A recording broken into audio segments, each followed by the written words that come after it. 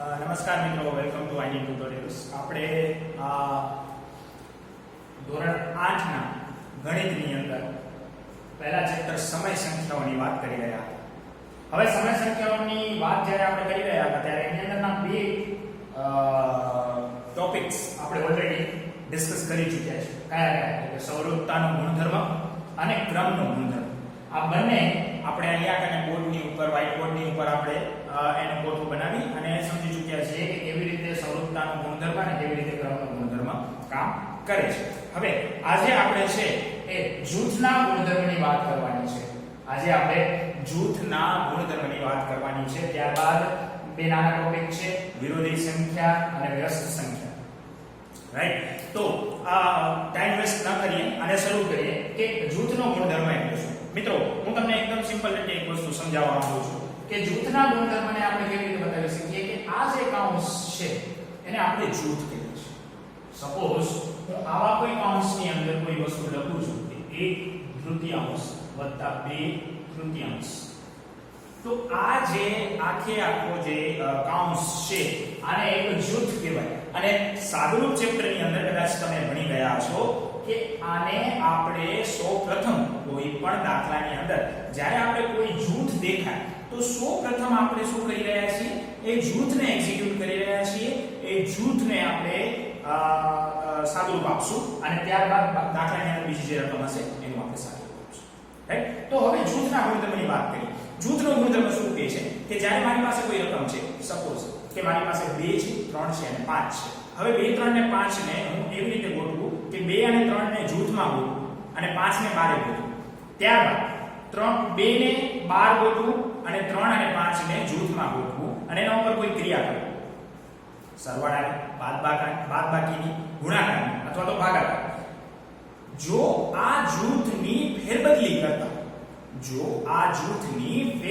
કરતા મને જે જવાબ મળે છે એ સમાન મળે છે તો તે જૂથના ગુણધર્મનું પાલન કરે છે.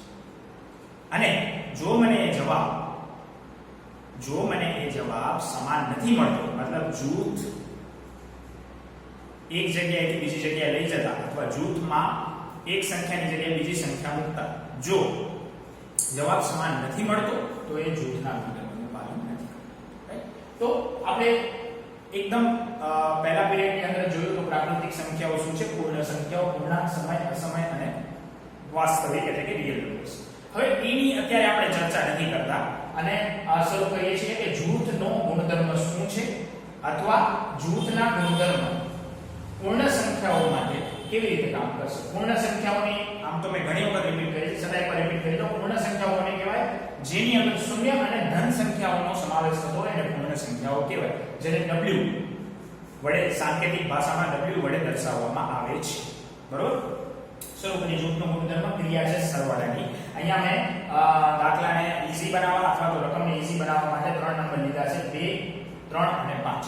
તો તમે પહેલી સરવાળાની ક્રિયાની અંદર જોશો 2 વત્તા પછી જૂથની અંદર 3 વત્તા 5, 2 વત્તા જૂથની અંદર 3 વત્તા 5 અને સામે મેં લખ્યું છે 2 વત્તા 3 ને જૂથની અંદર અને 5 ને લખ્યું છે બહાર અને સરવાળાની ક્રિયા છે. તો હું સાદુરૂપ તમને અહીંયા નહીં સમજાવી શકું મિત્રો, કારણ કે દરેક વખતે હું સાદુરૂપ કરવા બેસીશ તો આ વિડિયો કદાચ ક્યારે પૂરો જ નહીં થાય. તો આનો જો તમે સાદુરૂપ આપશો તો તમને આ બંનેનો જવાબ એટલે કે 2 ને 3 અને 5 સાથે જૂથમાં મૂકતા અને 2, 3 ને જૂથમાં મૂકીને 5 ને બહાર મૂકતા તમે એનો જવાબ જો મેળવશો તો એ સમાન મળશે. માટે તે સમૃદ્ધ છે અથવા તો તે જૂથના ગુણધર્મનું પાલન કરે છે. પૂર્ણ સંખ્યાઓ સરવાળાની ક્રિયા માટે જૂથના ગુણધર્મનું પાલન કરે છે. રિપીટ કરું છું. પૂર્ણ સંખ્યાઓ સરવાળાની ક્રિયા માટે જૂથના ગુણધર્મનું પાલન કરે છે. આગળ વધીએ. બાદબાકીની અંદર આ જ રકમને લેતા મેં 2 ને બહાર મૂક્યું છે, 3 અને 5 ને જૂથની અંદર મૂક્યું છે અને બીજી સંખ્યા સામેની સંખ્યાની અંદર 2 અને 3 ને જૂથની અંદર મૂકીને એનો બાદબાકી કર્યું છે અને 5 ને બહાર મૂક્યું છે. હવે આનું જો તમે સાદુરૂપ આપશો તો તમને આનો જવાબ સમાન નહીં મળે. તમને આનો જવાબ સમાન મળશે નહીં. માટે પૂર્ણ સંખ્યાઓ બાદબાકીની ક્રિયા માટે જૂથના ગુણધર્મનું પાલન કરતું નથી. ફરી રિપીટ કરી દો. પૂર્ણ સંખ્યાઓ બાદબાકીની ક્રિયા જૂથના ગુણધર્મનું પાલન કરતી નથી. આગળ વધીએ. ગુણાકારની અંદર 2 ગુણ્યા જૂથની અંદર 3 ગુણ્યા 5. સામે મેં લખ્યું છે 2 ગુણ્યા 3 જૂથની અંદર અને 5 લખ્યું છે બહાર. આ જૂથને જો તમે એક્ઝિક્યુટ કરશો તો અહીંયા તમને પહેલા જૂથ એક્ઝિક્યુટ મેં તમને પહેલા જ સમજાવ્યું કે કોઈ પણ ક્રિયા જૂથની અંદર આપેલી હોય તો પહેલા આપણે જ્યારે પણ એનું સાદુરૂપ આપીએ ત્યારે જૂથને સૌપ્રથમ આપણે એક્ઝિક્યુટ કરશું. એટલે કે એક્ઝિક્યુટ એટલે કે એનું આપણે સાદુરૂપ સૌપ્રથમ આપશું. તો અહીંયા આપણે જો અહીંયા સાદુરૂપ આપીએ 3 ને 5 ને અને 2 વડે ગુણ્યા અને 2 ને 3 ને સાદુરૂપ આપીને 5 વડે ગુણીએ તો જે જવાબ મળશે સમાન મળશે. માટે સાદુરૂપ પૂર્ણ સંખ્યાઓ ગુણાકારની ક્રિયા માટે જૂથના ગુણધર્મનું પાલન કરે છે. આગળ વધીએ. ભાગાકાર. ભાગાકારની અંદર મેં 2 ને 12 લખ્યું છે. એના ભાગાકારની અંદર 3 અને 5 ને જૂથની અંદર લખ્યા છે. આગળ જઈએ. 2 અને 3 ને જૂથની અંદર લખ્યા છે ભાગાકારની ક્રિયા માટે અને 5 ને બહાર લખ્યા છે. આનું જો તમે સાદુરૂપ આપશો તો તમને એનો જવાબ સમાન મળશે નહીં. માટે પૂર્ણ સંખ્યાઓ ભાગાકારની ક્રિયા માટે જૂથના ગુણધર્મનું પાલન કરતી નથી. એટલે એ સાદુરૂપ નથી. હું આશા રાખું છું કે તમને સમજમાં આવતું હશે. આગળ વધીએ. આમ તો આપણે પૂર્ણ સંખ્યાઓ લીધી, ત્યારબાદ પૂર્ણાંક સંખ્યાઓ મારે અહીંયા લેવી જોઈએ, પણ એ કામ હું તમારા ઉપર મૂકું છું અને ફટાફટ સમય સંખ્યાઓ ઉપર આવી જાઉં છું. સમય સંખ્યાઓ એટલે શું? જેને p/q લખી શકાય, બરોબર? અથવા તો જેને અંશ અને છેદ હોય એવી સંખ્યાઓને આપણે સમય સંખ્યાઓ કહીએ છીએ. આવો જોઈએ. સમય સંખ્યામાં સરવાળાની ક્રિયા કરતા અહીંયા 1/3 લખેલું છે, જૂથની અંદર 2/3 અને 3/5 લખેલું છે. સામે જતા 1/3 2/3 ને જૂથની અંદર સરવાળો કરેલો છે અને 3/5 ને બહાર સરવાળો કરેલો છે. આ બંનેને જોતા જો તમે આનું સાદુરૂપ આપશો, જો તમે આ બંનેનું સાદુરૂપ આપશો તો તમને જે જવાબ મળશે શું મળશે? સમાન મળશે. માટે એ સાદુરૂપ છે.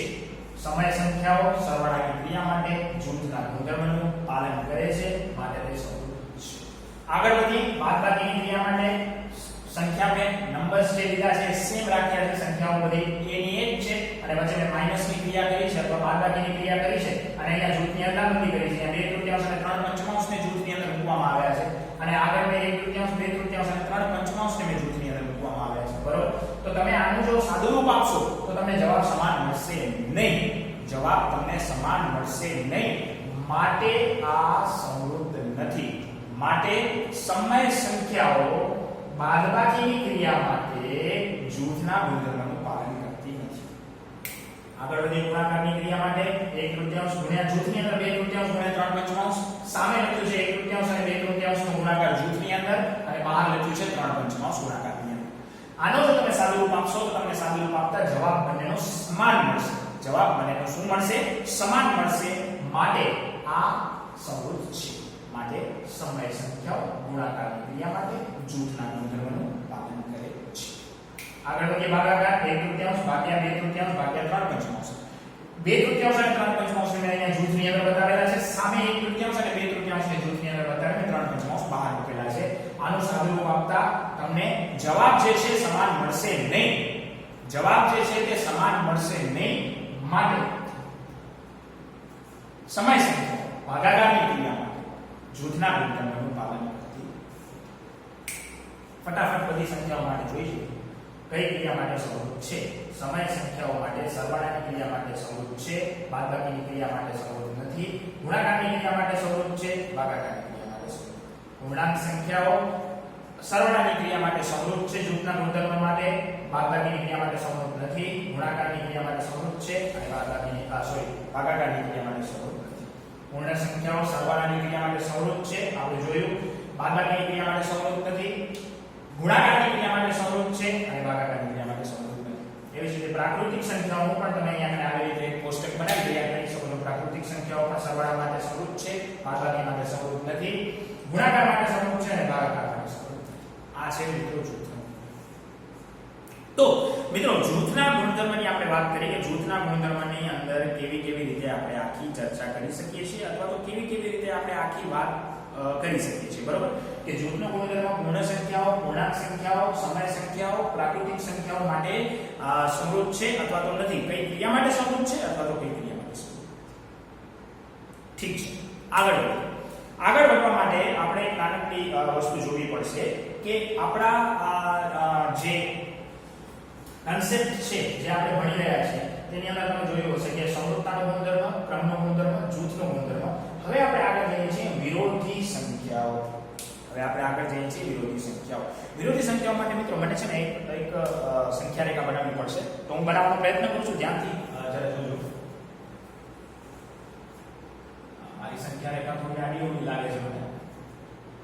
એકદમ વચ્ચે આપણે 0 મૂકી દઈએ. આ બાજુ આપણે માઈનસ મૂકતા જઈએ. -1 -2 -3 -4 અને -5. અહીંયા કઈ આપણે પ્લસ મૂકતા જઈએ તો +1 +2 3 4 હવે ઘણી વખત તમને એવો દાખલો પૂછાશે મિત્રો કે તમને કહેવામાં આવશે કે કોઈ પણ સંખ્યા છે એની વિરોધી સંખ્યા શોધો. કોઈ પણ સંખ્યાની વિરોધી સંખ્યા શોધવા માટેનો તમને દાખલો પૂછાશે. 1-2 માર્કનો દાખલો આવો તમને પરીક્ષાની અંદર જોવા મળશે. કેવી રીતે શોધવું? સપોઝ આપણે એવું કહેવામાં આવે કે 3 ની વિરોધી સંખ્યા શોધો. શેની? 3. મિત્રો ધ્યાનથી જોજો કેવી રીતે વિરોધી સંખ્યા શોધી શકાય. તમને પરીક્ષાની અંદર સંખ્યા રેખા બનાવવાનું કીધું હોય તો જ બનાવવાનું, નહીં તો આપણે સંખ્યા રેખા બનાવવાની જરૂર નથી. માત્ર એટલું કીધું હોય કે 3 ની વિરોધી સંખ્યા શોધો તો કેવી રીતે શોધી શકાય જોઈએ આપણે. આ 3 છે. હવે 3 થી 0 માટે 0 સુધી જો મારે જવું તો મારે કેટલા ડગલા ચાલવા પડે? જો અહીંયાથી હું અહીંયા આવું, અહીંયાથી હું અહીંયા આવું, અહીંયાથી હું અહીંયા 1 2 અને 3. મારે કેટલા ડગલા ચાલવા પડે? 3 ડગલા ચાલવા પડે 0 પર આવવા માટે. એટલે હું અહીંયા 3 થી 0 સુધી આવ્યો તો 3 સ્ટેપ્સ મેં ફોરવર્ડ લીધા. બરોબર? એટલે કે 3 સ્ટેપ્સ મેં ટુવર્ડ્સ ધ 0 લીધા. રાઈટ? તો હવે 3 થી 0 સુધી આવ્યો. હવે આગળ જવું છે. કેમ? કારણ કે મારે 3 ની વિરોધી સંખ્યા શોધવાની છે. 3 ની વિરોધી સંખ્યા શોધવાની છે. તો 3 ની વિરોધી સંખ્યા કેવી રીતે શોધાય? 3 ની વિરોધી સંખ્યા કેવી રીતે શોધાય? અહીંયાથી હું 3 ડગલા ચાલ્યો. હવે હું આ સાઈડ 3 ડગલા ચાલીશ. 0 થી 1 ના -1 -2 અને -3. એટલે અહીંયાથી આ એક ડગલું, અહીંયાથી આ બીજો ડગલું અને અહીંયાથી આ ત્રીજો ડગલું. એટલે હું અહીંયાથી અહીંયા સુધી આવીશ તો આ જે -3 છે એ મારી શું બનશે? વિરોધી સંખ્યા બનશે. શું બનશે? વિરોધી સંખ્યા બનશે. 3 ની વિરોધી સંખ્યા -3. કેવી રીતે? કારણ કે 3 થી 0 સુધી આવવા માટે મારે 3 ડગલા ચાલવા પડ્યા અને 0 થી હું પાછા 3 ડગલા ચાલ્યો વિરોધ સાઈડમાં તો મારે -3 જવાબ આવ્યો. એટલે 3 નો વિરોધી -3 બનશે. આ મેં તમને એક્સપ્લેન કર્યું કન્સેપ્ચ્યુઅલી.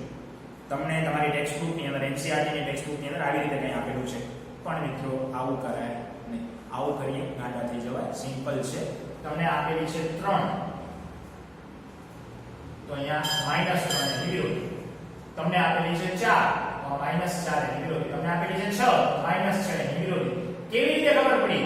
પ્લસ હોય માઈનસ કરો, પ્લસ હોય માઈનસ કરો, પ્લસ હોય માઈનસ કરો અને -6 નો વિરોધી કે તો 6, માઈનસ હોય પ્લસ કરો. એટલે કે ધન પૂર્ણાંક હોય એને ઋણ કરો, ઋણ પૂર્ણાંક હોય એને ધન કરો. એટલે તમારી વિરોધી સંખ્યા આવી જાય. સિમ્પલ છે. નંબર એટલે કે સંખ્યા એની ઈ જ રહે. પ્લસ હોય તો માઈનસ કરો, માઈનસ હોય તો પ્લસ કરો. આવી રીતે તમે વિરોધી સંખ્યા શોધી શકો છો. પ્લસ હોય તો માઈનસ કરો, માઈનસ હોય તો પ્લસ કરો.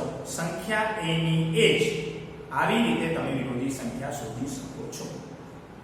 ક્લિયર? યસ ઓર નો? આગળ જોઈએ.